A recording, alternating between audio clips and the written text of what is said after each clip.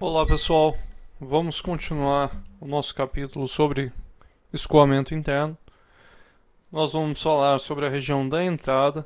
Nessa região da entrada, nós temos novamente a camada limite de velocidade.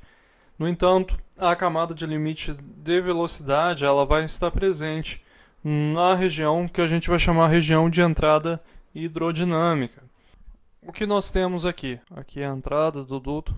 Na seção constante aqui do duto, nós temos primeiramente uma região que não é afetada pela parede do duto. Portanto, essa é a região de escoamento irrotacional que a gente vai chamar a região de núcleo. Conforme o escoamento vai passando, nós temos que as paredes elas começam a afetar a velocidade. Isso vai acontecendo até um determinado ponto aqui. Tanto a parte superior do meu duto quanto a parte inferior, as camadas limites, elas se encontram, a gente tem a chamada camada limite hidrodinâmica. Portanto, nessa região de entrada hidrodinâmica, nós temos a formação da camada limite hidrodinâmica. O que acontece com o meu perfil de velocidade? O perfil da entrada aqui, vocês observam que é um perfil linear.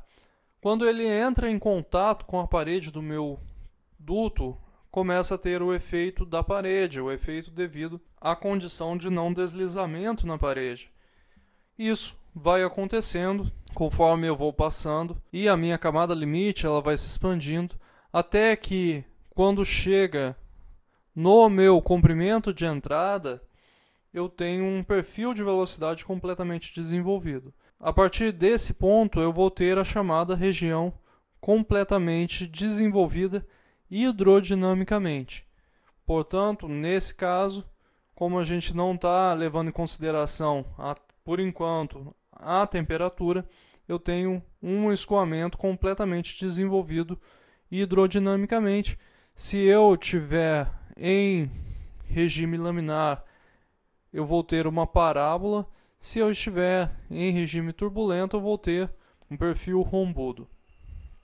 Bem, para a região de núcleo, os efeitos do atrito eles são desprezíveis e a velocidade permanece essencialmente constante na direção radial. Ou seja, se vocês observarem a região de núcleo aqui, vocês vão observar que os meus vetores de velocidade eles são constantes, mas eles vão diminuindo conforme a camada limite ela adentra na minha região de núcleo. A região de entrada hidrodinâmica é a região desde a entrada do tubo até a seção em que o perfil de velocidade é completamente desenvolvido, conforme eu já mostrei para vocês.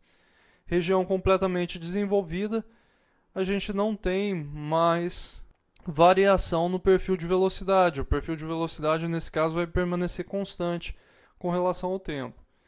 E por último, as propriedades do fluido no escoamento são normalmente avaliadas na chamada temperatura média da mistura, que a gente já viu, que é a temperatura média entre a seção de entrada e entre a seção de saída, ou seja, temperatura média é TE mais TS sobre 2, é onde eu avalio as minhas propriedades térmicas.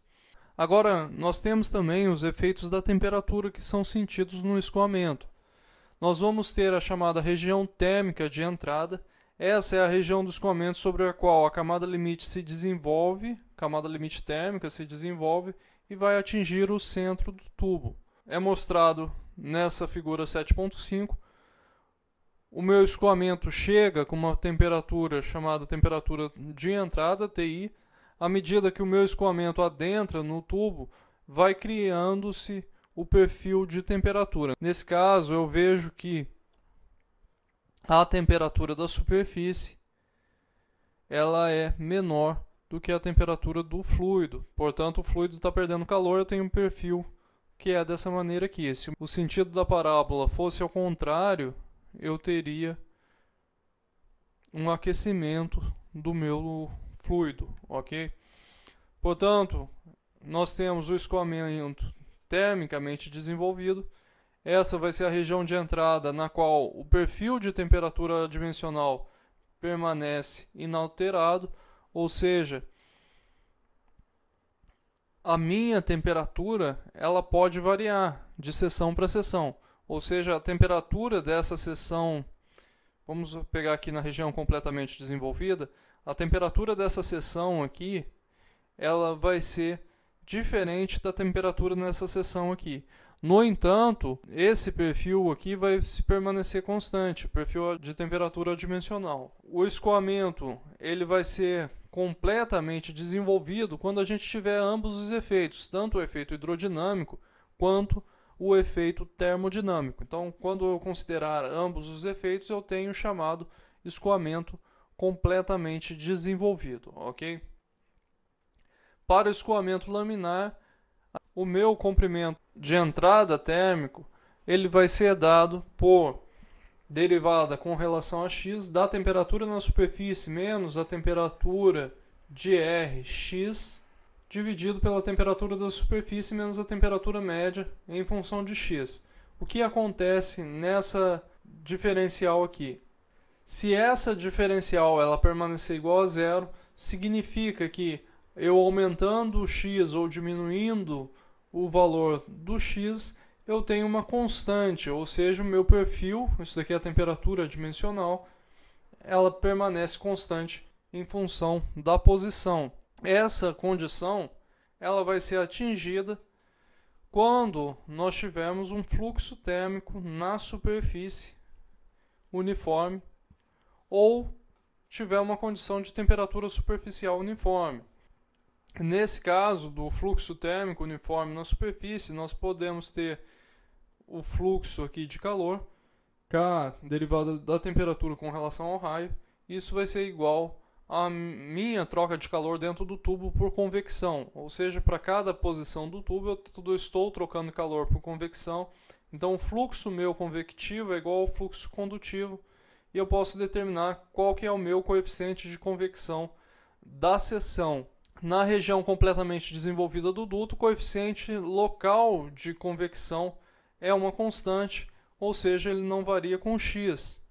Nós temos isso justamente porque a gente tem que a temperatura dimensional, o perfil de temperatura dimensional, ele não vai variar de posição para posição. Por que que isso acontece?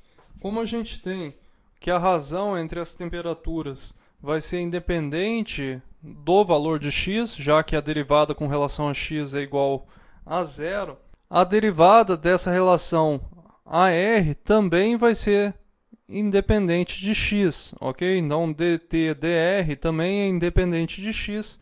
E quando a gente resolve isso, nós temos que a relação de H sobre a condutividade, ela também não é uma função de x, já que nenhum desses termos aqui é função do x, ok? Portanto, nesse caso, o coeficiente local ele vai ser constante, ou seja, ele não vai variar com x. Como isso também ocorre quando você está estudando lá a mecânica dos fluidos, nós temos que ambos os coeficientes, tanto o coeficiente de atrito quanto de convecção, eles vão permanecer constantes na região completamente desenvolvida do duto. Portanto, o que vai acontecer? Na região de entrada, eu normalmente tenho um coeficiente de convecção bem grande. Por que que isso está acontecendo? Porque eu tenho uma recirculação muito grande na entrada. A região de entrada ela é a que tem maior mistura de fluidos, portanto cresce o meu coeficiente de convecção. E isso também acontece com o meu fator de atrito. O fator de atrito ele é bem elevado na entrada do meu escoamento e depois ele permanece constante para o resto do escoamento. A queda de pressão e o fluxo de calor eles vão ser maiores na entrada do tubo, já a troca de calor por convecção. E esses efeitos da região de entrada eles vão sempre aumentar os efeitos do coeficiente de atrito e convecção médio no duto inteiro. Ou seja, se você fizer uma média no duto, você tem o valor constante aqui que vai permanecer no duto durante todo o escoamento, mas só que na média, se você pegar a entrada e saída, esse valor é sempre maior, Por quê? Porque normalmente o coeficiente de convecção ele acaba aumentando devido à entrada do tubo. O comprimento da região de entrada, a gente lembra lá da mecânica dos fluidos, ele é dado por 0,05 Reynolds vezes o diâmetro. É claro que esse valor é aproximado, né?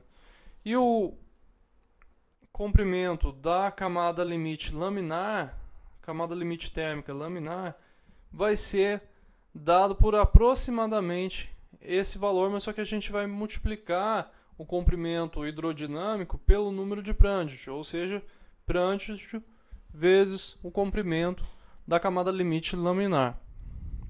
E para o escoamento turbulento, nós vamos adotar a mesma correlação, que é de em torno de 10 vezes o diâmetro. Os números de Nusselt e os valores de H são muito maiores na região de entrada. É claro, se o H é maior, o Nusselt também é maior na região de entrada, visto que os dois são diretamente proporcionais. Em um escoamento turbulento, o número de Nusselt atinge um valor constante a uma distância de menos de 10D, 10 vezes o diâmetro, e, portanto, pode ser assumido como completamente desenvolvido para x maior que 10D. Então, observem aqui. Nós temos aqui o número de Reynolds de 2 vezes 10 à quinta. Quando a gente pega aqui x sobre d, ou seja, 10 diâmetros, vocês podem observar que acima desse valor, para Reynolds de 2 vezes 10 à quinta, a gente tem o número de Nusselt constante. Agora, se eu pegar um valor mais baixo aqui, tenho o de 10 à quarta, número de Reynolds de 10 à quarta, vocês observam que essa transição ocorre em torno aí de 2,5, 2,4 do x sobre d. E isso vai aumentando conforme eu vou aumentando o número de Reynolds. A transição está ocorrendo aqui, aqui, nesse outro ponto. Agora, para Reynolds mais elevado, ele acaba subindo um pouco. Vocês podem observar também outra coisa.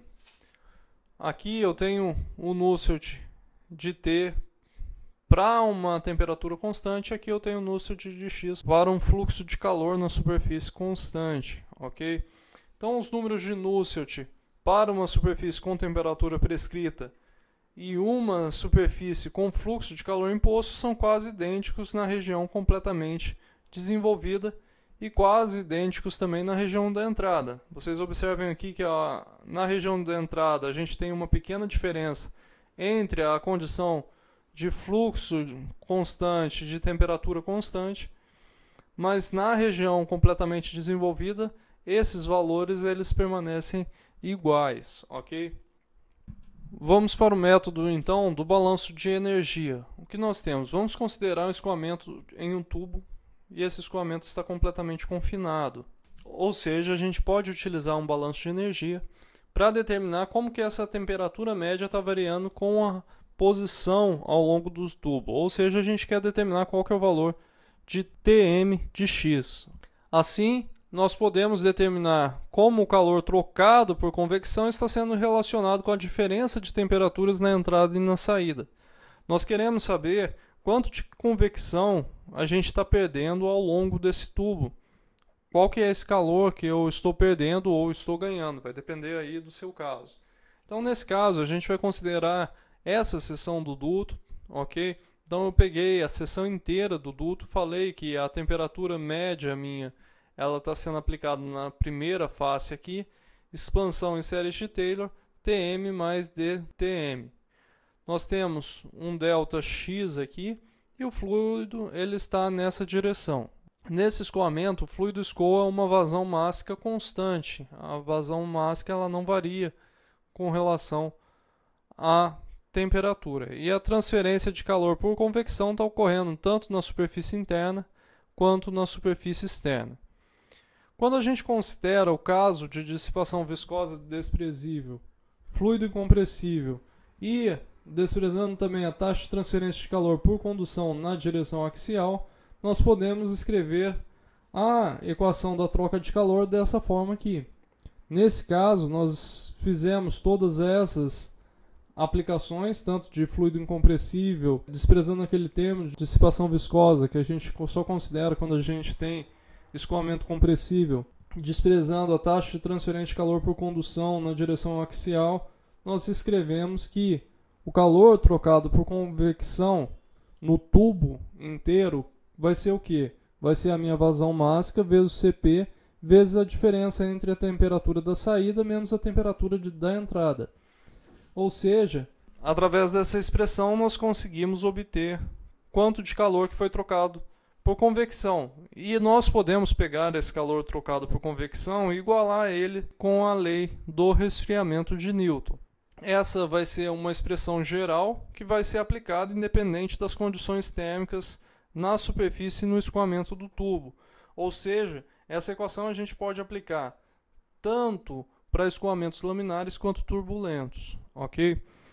A partir do volume de controle para o escoamento interno, nós temos que a derivada do Q de convecção vai ser MCP, temperatura média, mais o delta de temperatura média, menos a temperatura média. Ou seja, para o T de convecção, a gente aplica a minha variação infinitesimal e com isso a gente obtém que o dQ de convecção vai ser igual à minha vazão máxima Cp vezes a derivada da temperatura média.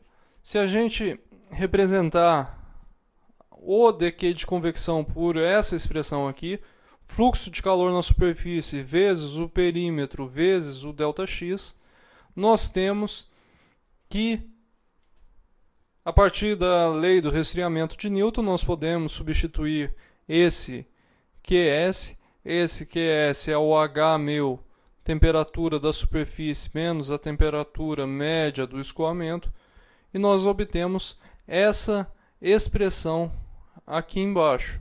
Derivada da temperatura com relação a x vai ser igual a perímetro sobre MCP H, temperatura da superfície menos a temperatura média. Nesse caso, as condições térmicas elas vão poder ser aproximadas de duas formas. Ou nós consideramos temperatura constante ou fluxo de calor constante na superfície. Nós podemos ter uma das duas situações, mas a gente não pode aplicar duas condições de contorno no mesmo ponto. Vocês vão ter que especificar, dependendo do seu caso, qual que é a condição que você quer utilizar. Para a condição de fluxo térmico na superfície constante, o que nós vamos ter? Nós vamos ter a região de entrada, aqui a temperatura da superfície, ou seja, como um fluxo de calor está sendo constante na superfície, isso daqui pode ser, por exemplo, você enrola uma resistência sobre o tubo e está aquecendo com uma taxa de calor constante.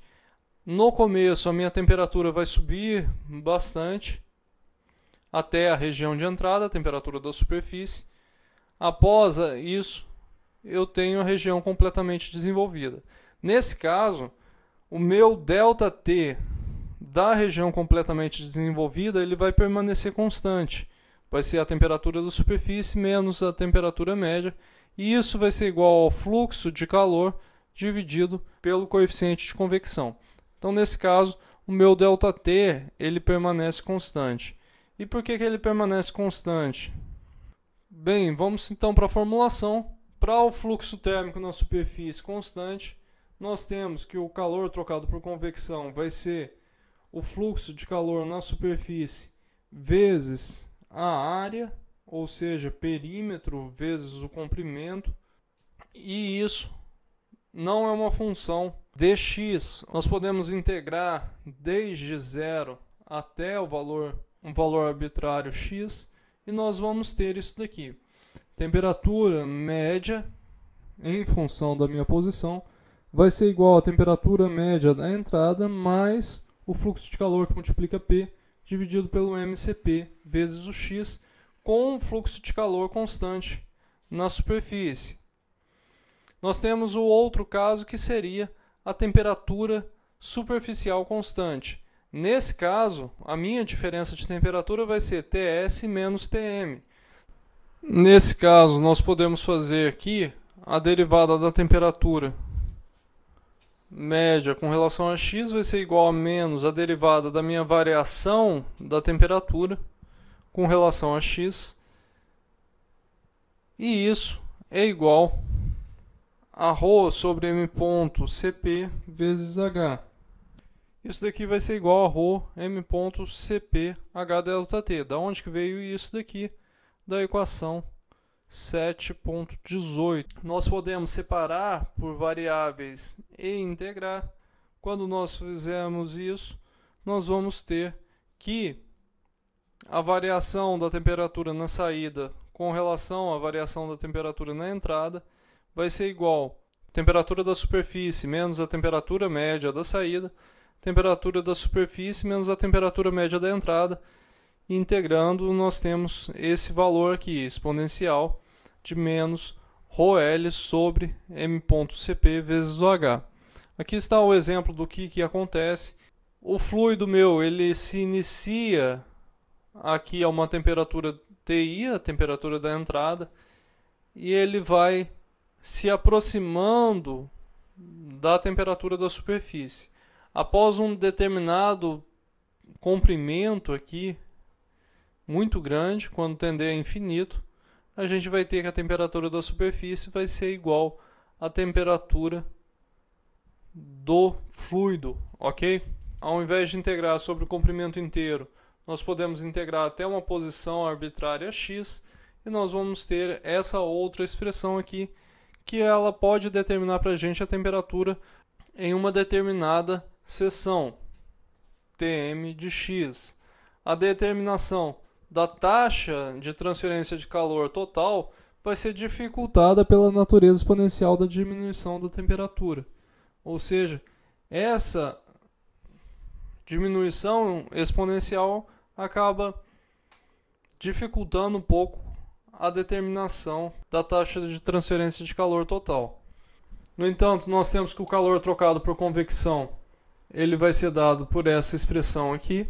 E se a gente igualar com o valor da lei do resfriamento de Newton, nós vamos ter a variação média logarítmica da temperatura. Ou seja, a variação média logarítmica vai ser igual à variação da temperatura da saída menos a variação da temperatura na entrada, dividido pelo ln ΔT que está saindo sobre ΔT que está entrando. Vamos então para o exemplo 7.2. Nós temos ar atmosférico que ele está entrando na seção aquecida de um tubo circular a uma vazão pré-determinada de 0,05 kg por segundo e uma temperatura de 20 graus Celsius. O tubo tem um diâmetro D de 50 mm e condições plenamente desenvolvidas com um H de 25 watts por metro quadrado Kelvin, que vai estar presente ao longo de todo o comprimento. Para o caso de fluxo térmico na superfície uniforme igual a 1000 watts por metro quadrado, determine a taxa total de transferência de calor Q e a temperatura média do ar que deixa o tubo, ou seja, a temperatura média da saída. A pergunta é: qual é o valor da temperatura superficial no início da seção aquecida, o TS da entrada e o TS da saída? E na letra B, se o fluxo térmico na superfície variar linearmente em função de x na forma de 500x, quais serão os valores que temperatura média da saída, TS da saída, TS da entrada. Vamos então para a resolução do exemplo 7.2.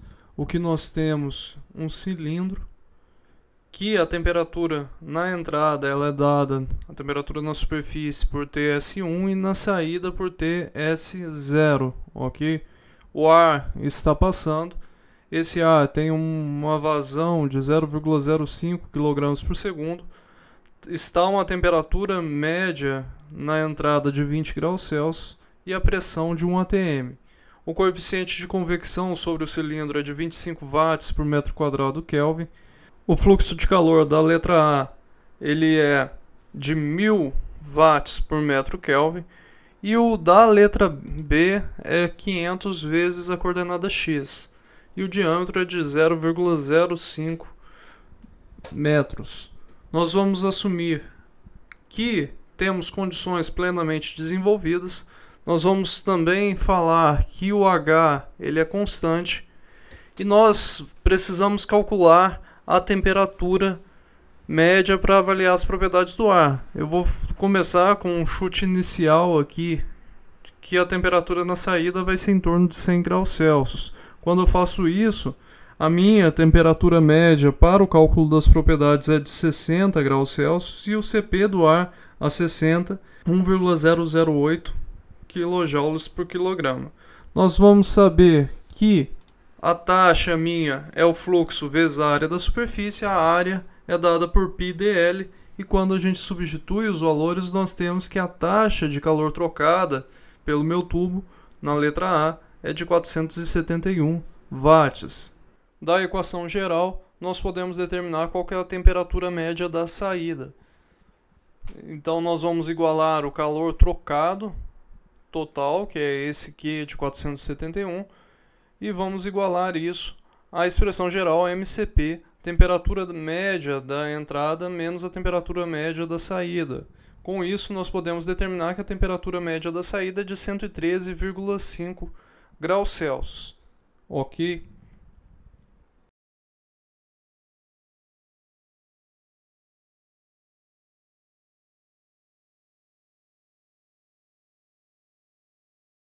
Como o fluxo de calor ele permanece constante, nós sabemos que o calor trocado por convecção na seção inicial ele tem que ser igual ao calor trocado por convecção na seção final. Portanto, nós podemos fazer o H vezes a temperatura da superfície inicial menos a temperatura média da entrada. Isso daí vai ser igual a H vezes a temperatura da superfície na saída menos a temperatura média da saída. Com isso, nós podemos determinar os dois valores, tanto da temperatura da superfície na entrada, quanto o valor da temperatura na superfície na saída. Fazendo isso, nós temos que a temperatura da superfície na entrada é de 60 graus Celsius e a temperatura da superfície da saída é de 153,5 graus Celsius. Vale lembrar que o chute inicial nosso para calcular o valor do CP, para obter o valor do CP da tabela, era que a temperatura média era de 100 graus Celsius. E o novo valor da temperatura média na saída é de 113,5. No entanto, quando a gente olha na tabela do CP, a gente observa que o erro associado com o CP ele é muito pequeno. Portanto, nesse caso, eu não preciso fazer nenhum tipo de iteração para a resolução com as novas propriedades. Ok? Vamos para a letra B. Da equação 7.20, nós temos que a variação da temperatura com relação a x vai ser igual ao fluxo de calor vezes o perímetro dividido pelo m.cp. Nós podemos substituir o fluxo de calor, que é 500 vezes x, vezes o perímetro, que é π vezes d, dividido por m.cp, e obter que o dTm dividido por dx é igual a 15,6 vezes x, e isso vai estar em Kelvin por metro. Isso nós podemos separar por variáveis e fazer a integração, e quando nós fazemos a integração, nós temos que a temperatura média na saída menos a temperatura média na entrada vai ser igual a 15,6, e vou integrar de 0 até o comprimento 3 de x dx. Nesse caso, a temperatura média na saída vai ser igual a 90,2 graus Celsius. Nós precisamos também determinar qual que seria a taxa de aquecimento nesse caso. A taxa de aquecimento vai ser a integral do fluxo de calor vezes a área da superfície, portanto Q é igual à integral de QS DAS, fluxo de calor vezes a área da superfície, e quando nós fazemos essa integral, nós temos que o Q vai ser igual a 353 watts. Ok? Então, fazendo essa integral, resolvendo essas contas aí, nós temos que o Q é igual a 353 watts. A partir da lei do resfriamento de Newton, nós podemos determinar tanto a temperatura na superfície na entrada, quanto a temperatura na superfície da saída. Em x igual a zero, a gente tem que o fluxo de calor vai ser igual a zero, portanto, a temperatura da superfície da entrada vai ser igual à temperatura média do escoamento na entrada. Em x igual a L, nós temos 500 vezes L vai ser igual a H vezes temperatura da superfície da saída menos temperatura média da saída, e isso vai nos fornecer que a temperatura na superfície de saída é de 150,2 graus Celsius. No próximo vídeo a gente vai estar falando sobre escoamento laminar em dutos e correlações para turbulência em dutos, e assim a gente vai fechar o capítulo 7. Muito obrigado a todos e até o próximo vídeo.